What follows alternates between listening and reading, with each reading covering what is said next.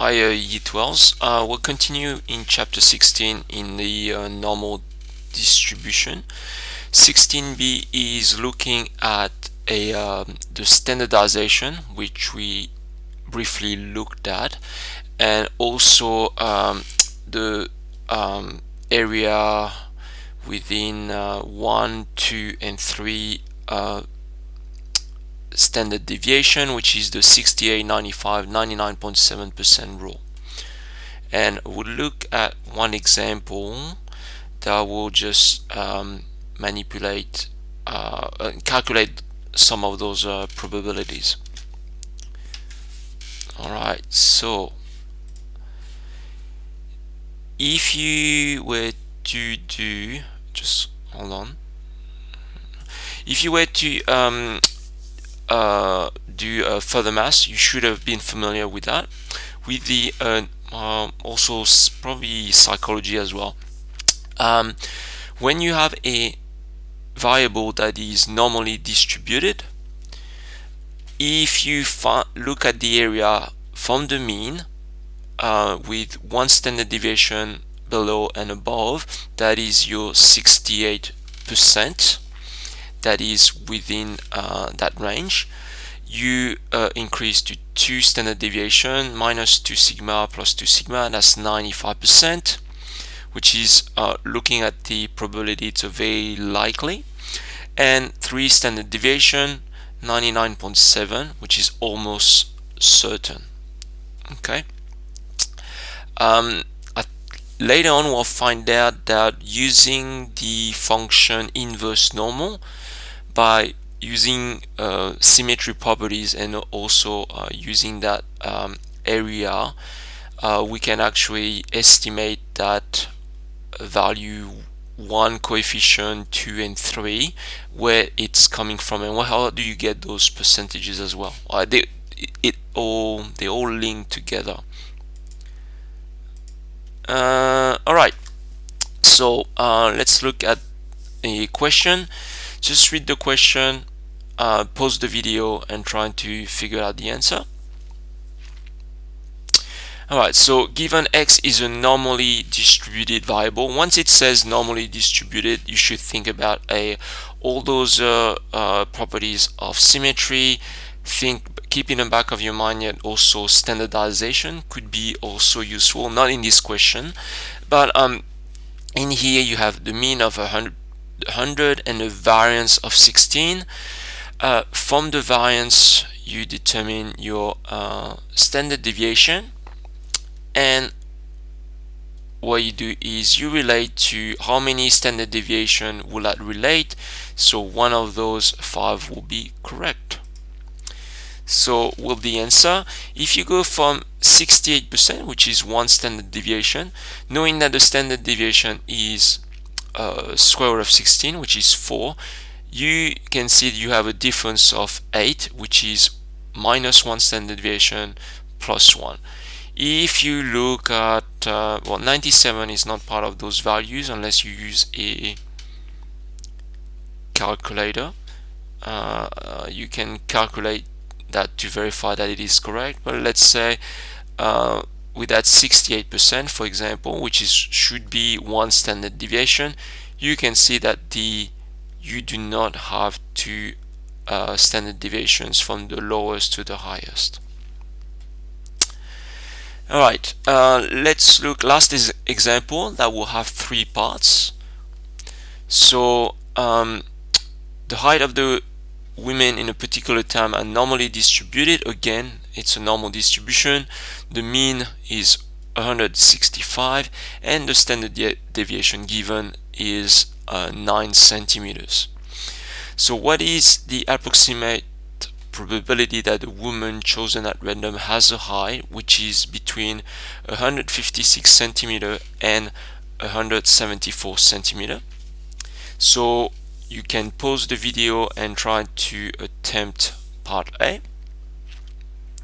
Alright, if you were to use your CAS calculator, you can just specify your normal distribution and your interval, and it will calculate the probability.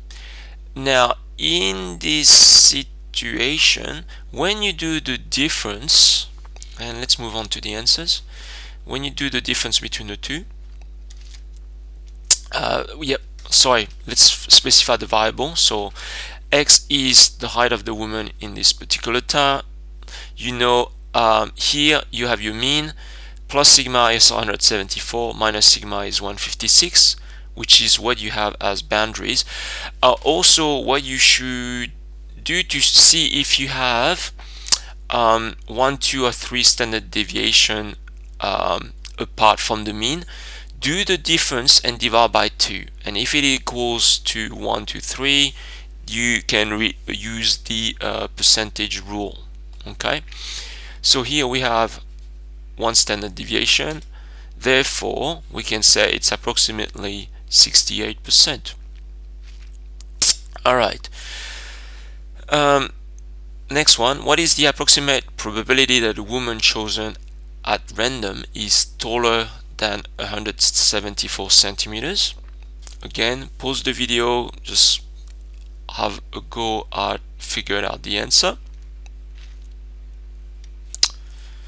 Let's move on. Now, from the previous part, you do know that from 156 to 174, that was your 68%, which is between those boundaries. Okay, so what it means is the complementary is equal to 32%, which is the area below and above. Due to the symmetry, those respective areas are equal. So by dividing by 2, you can find that it is equal to 0.16 or 16%. Again, if you have a case, you can also do that with your boundaries, setting up the lower boundary at 174 and the higher one to infinity, or yes, infinity. Alright, part C. Again, it's the same situation, but now the question is, what approximate percentage of the women in this particular town is shorter than 147 centimeters? Again, pause the video, have it a go, trying to solve that probability. Okay. Now, see how many standard deviation it is from the mean. Okay, so you do the difference, and you find out that it is actually 2 standard deviation.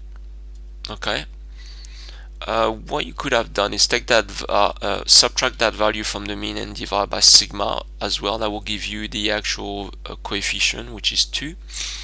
So 2 standard deviation, what it means is